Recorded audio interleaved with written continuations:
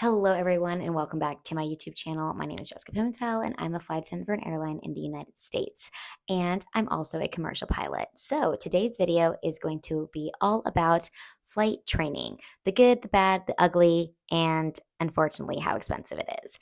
So I am actually going to be using this little microphone here because this room echoes so much, and I'm going to hold it because every time I put it on my shirt, my hair gets stuck on it, and it's just a disaster. So the first question that I was asked is, how much was your flight training? And I'm going to preface this by saying I went to a Part 141 school. So my training was all based on a syllabus that was approved by the FAA. You had to basically do step A, B, C, D, E, F, G in order to get your ratings. So in order to get a private pilot rating, you had to do exactly what the syllabus says. Same goes for your instrument, same goes for your commercial. So if you're doing it Part 61, this question doesn't necessarily apply to you because it could be a lot cheaper. But I did it Part 141. I don't really have any advice on whether or not Part 141 or Part 61 is better because all I know is Part 141. I do have a friend that did it Part 61, and he had a lot of good things that I didn't have, but also a lot of bad things that I didn't have. So maybe we can talk about that with him in a separate video. But anyway, question number one, like I said, is how much did your flight training cost? So I do have a notebook right here because I had to write it all out. But for my private pilot rating, the plane itself was about 184 and the instructor is 55. So the flight time needed in order to complete your private pilot with the FAA regulated way, Part 141. Okay, so from now on, everything is Part 141 that I'm talking about. So, in order to do that, you need 35 flight hours and also 35 ground hours. So then you're basically, when you're in the plane, you're in the plane and you're with an instructor. Okay, so then whenever you're doing ground, you're just paying for the instructor. So that's basically 35 times 55 for the ground hours, and then 184 plus 55 because you're doing plane and instructor times 35 for the flight hours. Now, this is the bare minimum that you are basically going to have to pay at the school that I went to. And what the private minimum came out to is about $10,290. Don't kill me if I got the math wrong, but it's over $10,000. So that's if you get your private pilot done in the minimum required hours and ground hours. I did not get my private in the minimum required hours. I think I took about 70 hours to get my private pilot. And honestly, at first, I was like super ashamed of that, like as if I wanted to have the minimum as possible hours. But honestly, some things are hard. And some of the things were hard in that specific rating for me. So I used more flight hours, but obviously it's worth it since here I am now and I have a commercial rating, so I'm all good.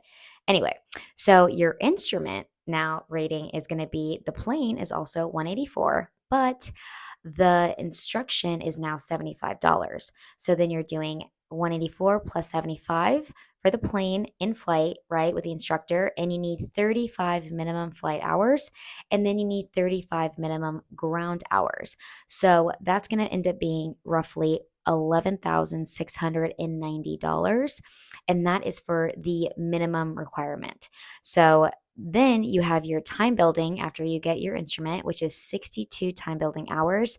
So that's 62 hours times 184 because you are not paying for an instructor. However, you do it. At my school, the instructor goes with you, gets the hours, but doesn't actually get paid to be flying with you.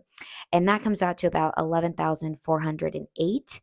And then your commercial. So the way that my school does it is different than other ones. Basically, you do your time building, then you do simulator for the multi, and then you do like 10 hours in a plane that has autopilot, and then you do your multi-engine requirements, and then you come back to the single engine for the single engine add-on. So then you do your multi-commercial, and then you do your single engine add-on.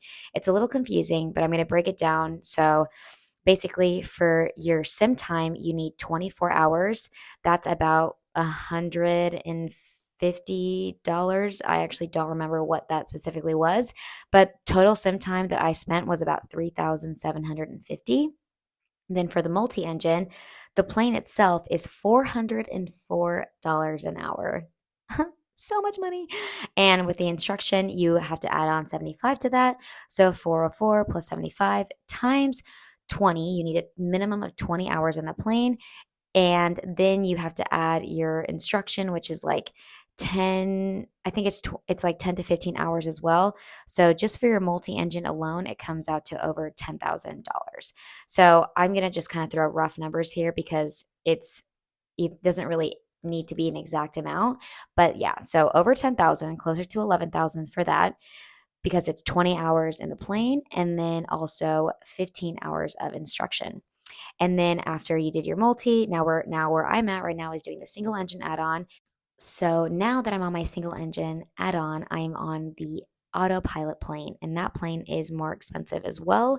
And in order to do that, it's going to be about $10,000 because you need about 25 hours in that airplane plus 25 hours of ground instruction as well. So total for the bare minimums come out to roughly $60,000, give or take a couple thousand. I'm just rounding up here. That's not even how much I spent because I did take more for my private. So it is not cheap, ladies and gentlemen. It is very, very expensive.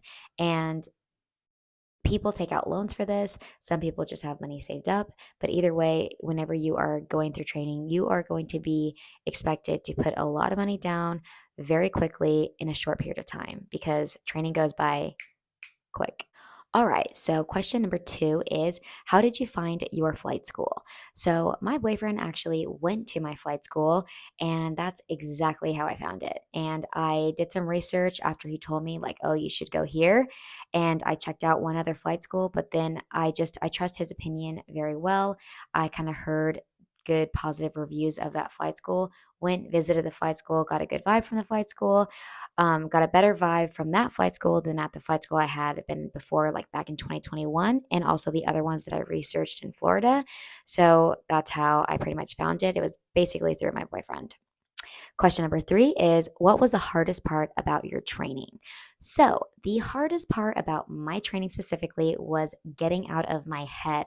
I was so in my head thinking that I wasn't going to be able to do it, that I wasn't good enough, that I just sucked. And it was just such a hindering thing for me because if I would have just gotten out of my head and just let myself be more open to learning and not so self sabotaging, I think I would have been able to just have a better experience in the beginning because I was just really hard on myself and I thought I wasn't good enough, which it's sad saying it now, but that's just the reality of my situation.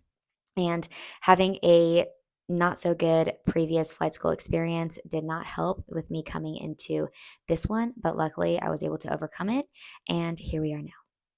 Okay, question number 4 is if you could change your training, what would you change? So I would literally change the last thing I just said, which is me not being so hard on myself. But other than that, the only thing that I would change would be things that were out of my control. So I can't really change those things. For example, maintenance issues, weather, and reasons for me not being able to fly. I would love to go back and change that because then I would be able to fly and I probably would have been done earlier. But realistically, that's life. And in the aviation industry, maintenance and weather are forever going to be a problem at some point. So, other than that, I don't think there's anything in specific that I would change. A lot of people might think that I would choose to not be working as a flight attendant while doing this, but to an extent, there were some times where picking up a trip here and there actually felt nice to be able to go to work instead of like staying home and feeling that guiltiness of needing to study because I did struggle with always feeling like I needed to study. So I don't know. I think my training was good overall. It would have been nice to not have to work during training because then you're just focused on that one thing. But knowing myself, I think that I would have just been focused. I would have had to focus on something else as well. So that's that. Next question is how many flight hours do you need for part 61? So, technically, to be done with part 61 and finish it, you need 250 hours. And then somebody also asked how many hours do I have right now? And I have roughly 340 hours at the moment. So, I have almost 100 hours more than you need for part 61. And for part 141, you need 190. So I have much more than that as well. All right, question number 6. And the last question is, what are the main things to look for at a flight school? So, the main things would be obviously making sure that they have their maintenance records up to date, their logbooks up to date, making sure that they take good care of their planes, that the maintenance is good, the mechanics are good, just good reviews in regards to maintenance and all of their like the safety protocols that the school takes care of. Next would be the plane's availability and also instruction availability, because if you're going to a flight school that only has a few planes and a few instructors, then you're probably going to have a lot of scheduling issues. So I'm not saying it's better to go to a school that has like 20 planes, but more planes may be better because that means that you have more options of flying, right? So it's kind of a good thing. Next one is going to be to ask past students what they think about the flight school and get their honest opinions. And of course, take everything with a grain of salt, but a million bad reviews means something. And then the most important thing on top of everything, once you've already found a flight school that has good maintenance, good plane availability, and good reviews, you have to make sure that you vibe with your instructor, that you get along with your instructor, and that you feel that your instructor has your best interest at heart. Because if this person is just flying with you to build their hours and does not care about your training, then that is going to set you up for not failure, but just a bad training experience, which training is expensive and training is time consuming and it's hard. So anything that can make it a better experience for you is definitely valuable. And that's why I think that the instructor is the most important thing when it comes to your training. Now, I'm sorry if the first question was kind of confusing with all the numbers in math of how much flight school costs, but it really is a little bit confusing because there's so many factors that go into it in regards to instruction time, flight time, sim time, different airplanes and how much they charge, and overall just fees. Some schools have like an initiation fees and charges like that you pay up front. I think my school has about a $500 like initiation fee or enrollment fee, I should say. So that's also something to think about as well. But anyway, that is going to go ahead and end this video here. It is actually New Year's Eve, so I want to go ahead and wish everyone a happy new year.